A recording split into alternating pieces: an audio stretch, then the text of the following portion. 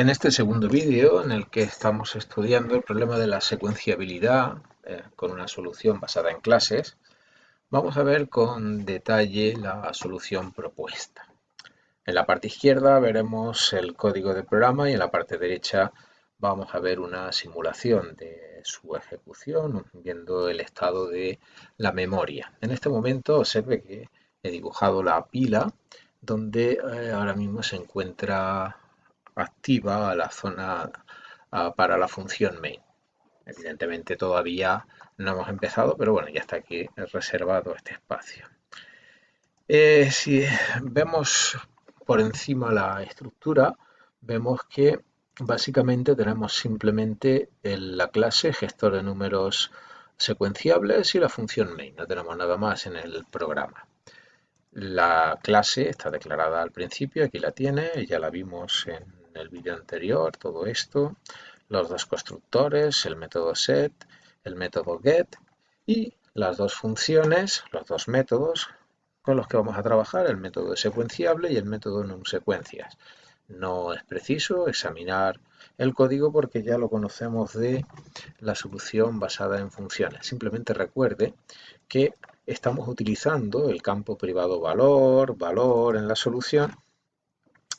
Aquí está el campo privado, mientras que en funciones hablábamos o utilizábamos el parámetro formal. Bien, en cualquier caso, tenemos aquí el método es secuenciable, el método número de secuencias y nada más, la función main. La función main empieza pidiendo los valores de los extremos del intervalo, o los que llamamos n1 y n2. En este momento, pues imaginamos que cuando se ejecuta el programa, el usuario escribe, por ejemplo, que n1 vale 1 y que n2, por ejemplo, vale 20. El programa también pide el número de secuencias de referencia y lo guarda en la variable llamada nsec. En este caso, pues nsec, si lo ponemos n, aquí está, subrayado sec, imaginemos que nsec valiera 3, por ejemplo. Lo que sigue en la función main es reajustar los extremos, pero en este caso, como n1 es menor que n2, no hay que hacer ningún tipo de reajuste, y ahora ya empieza realmente el cálculo. Bien, antes de eso, vamos a ver el funcionamiento antes de empezar a describir con detalle el código presentado. Bien, vamos a compilar y a ejecutar, por si hubiera habido alguna modificación.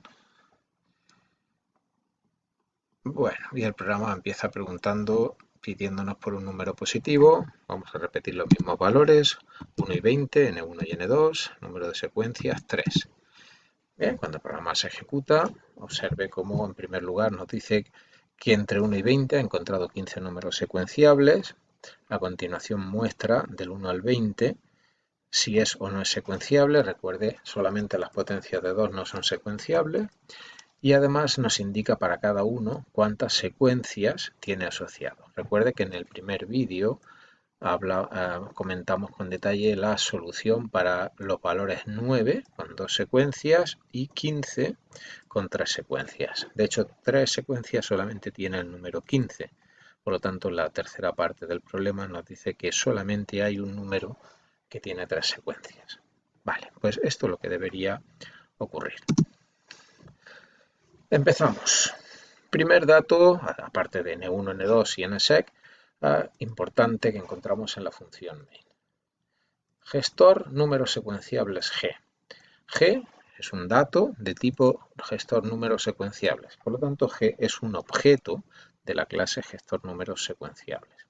Y, como está declarado en la función main, g ocupará una zona en la memoria de la función main donde se guardarán todos sus datos privados.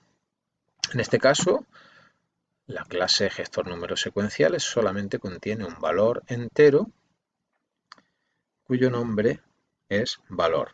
Así pues, bastará con escribir valor y su contenido. Vamos a ver cuál será su contenido.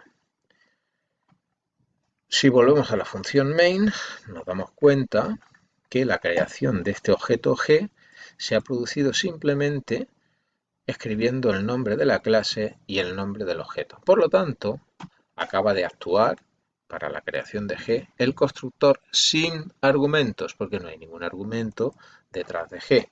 Para que actuara otro constructor necesitaríamos haber escrito entre paréntesis los valores de los argumentos que se le proporcionarían al constructor, cosa que en este caso no ha ocurrido. Así pues, acaba de actuar el constructor sin argumentos. Veamos qué hace el constructor sin argumentos. El constructor sin argumentos de la clase gestor número secuenciables, observe que simplemente coloca el valor 1 en el campo privado valor. Por lo tanto, lo que va a pasar es que el campo privado valor quedará con el valor 1. Se entiende que este es el valor por defecto que acabamos de asignar al objeto. Es importante este valor porque si nos fijamos en las precondiciones, estamos indicando que siempre el campo valor tiene que ser mayor o igual que 1. Por lo tanto, si estamos utilizando el constructor sin argumentos, de esta manera estamos asegurándonos que sin proporcionarle ningún valor, porque de hecho eso es lo que hemos hecho con el constructor sin argumentos, hemos creado simplemente un objeto llamado G, estamos en la función main, de forma automática se le ha asignado un valor que cumple con las precondiciones. Vale, continuemos. Una vez creado ese objeto G, ahora empezamos con la primera fase, que consiste en calcular si un número es secuenciable o no. Para eso, observe que tenemos un nuevo dato local en la función main, al que vamos a llamar contador secuenciables. Yo voy a resumir el nombre, voy a poner simplemente CS, si me permiten, que ahora mismo contiene un valor indeterminado. Perdón, contador secuenciable es igual a 0, perdón. Estamos asignándole el valor 0 justo después de su creación. Y ahora se ejecuta un ciclo for donde n toma valores entre extremo menor y extremo mayor, incluido, aquí al final de cada iteración se incrementa en 1. Por lo tanto, va a realizar 20 vueltas este ciclo for, empezando por 1 y terminando por 20. Así, el primer valor que nos va a interesar va a ser el valor n1.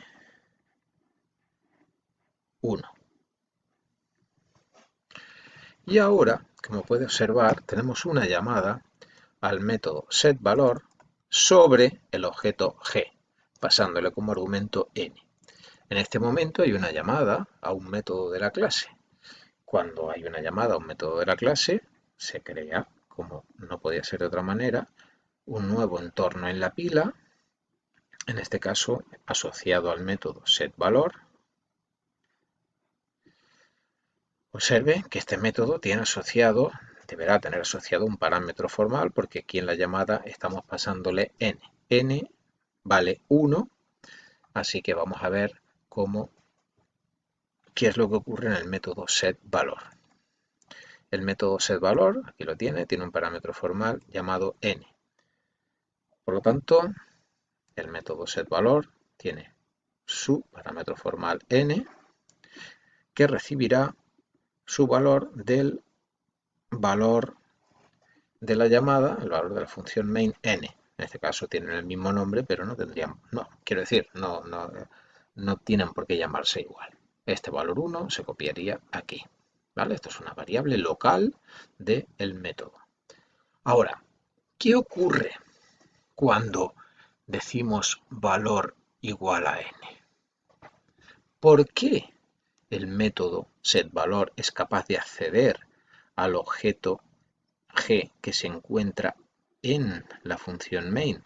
No lo olvide, estamos dentro del objeto G, pertenece a la función main, es un dato local. Bien, eso ocurre porque cualquier método conoce el objeto sobre el cual se ejecuta. Nosotros utilizaremos una manera un poco simple de reflejar este hecho. Llamaremos objeto, perdón por el error, llamaremos objeto implícito al objeto sobre el cual se va a ejecutar este método. En este caso, si nos fijamos únicamente en el método setValor, no podemos saber sobre qué objeto se está ejecutando. En el contexto del programa, evidentemente, se produjo una ejecución, una llamada al método setValor. Vamos a verlo en la línea número 209, g.setValor. Eso significa que setValor se ejecuta sobre el objeto g. Eso tiene como consecuencia que en el entorno de la función setValor, vamos a dibujarlo de esta forma, el objeto implícito es g. Así, cuando el código del método setValor utilice valor, el identificador valor no pertenece a los datos locales de la función setValor, pero a través de este acceso, llamémoslo así, es capaz de conocer y de acceder a valor y saber que este es el dato al que está accediendo realmente el método. Por lo tanto, valor igual a n hace que el valor 1 se copie en el campo privado valor. En este caso no voy a modificarlo porque contiene exactamente el mismo valor. Bueno, pues ya hemos conseguido modificar el valor del objeto g. Y ya no tiene nada más que hacer esta función. Esta función acaba su trabajo y por lo tanto debe desaparecer de la pila. Así que todos los datos que estaban alojados en la pila y asociados al método setValor desaparecen, incluida la forma de acceso, y volvemos a la función main. Si continuamos, estamos en la línea 209, si no recuerdo mal. Bien, ahora aparece una llamada, puede verlo aquí, a la función isSecuenciable que se ejecuta sobre el dato g. Por lo tanto, el procedimiento es similar al que hemos visto hace un momento. Se desencadena la llamada al método isSecuenciable. En ese caso, de nuevo, se crea un entorno en la pila asociado al método que se está ejecutando. Como se trata de un método de una clase, existe un acceso. Recuerden, nosotros le estamos llamando objeto implícito porque estamos dentro del método que nos va a permitir acceder al objeto sobre el cual se está ejecutando ese método. Esta llamada, como puede ver, ahora mismo no tiene ningún parámetro. No necesita ningún parámetro el método isSecuenciable. Si nos fijamos en el código del método isSecuenciable, aquí vemos, es una función void, y ahora ya podemos declarar todos los datos locales que queramos. Empiezan los cálculos de la función, pero lo importante es que finalmente hay una variable que se llama isSecuenciable y el valor de esa variable es lo que se va a devolver. Por lo tanto, si yo aquí tengo una variable que se llama isSecuenciable, para el caso del 1, su valor al finalizar la ejecución del método debería ser falso, porque es una potencia de 2. Así que cuando devolvamos el valor de esta variable, lo que estamos haciendo es que este valor falso lo estamos devolviendo a la función main para asignarlo o para utilizarlo en el sitio donde corresponda. Si volvemos a la función main, nos encontramos que la línea de la llamada es la línea 211 y ese valor falso lo consideramos en esta expresión. Por lo tanto, como esa expresión es falsa, no se actualiza el contador de números secuenciables y volvemos al ciclo para calcular ahora con n valiendo el siguiente valor, que sería 2.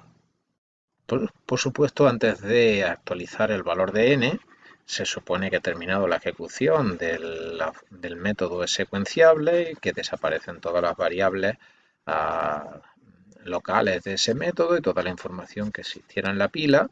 Y una vez que se produce el retorno y se comprueba que efectivamente no se actualiza el contador, entonces continuaríamos ahora sí actualizando el valor de n y pasaríamos con el siguiente valor. Bien, continuaremos en el siguiente vídeo con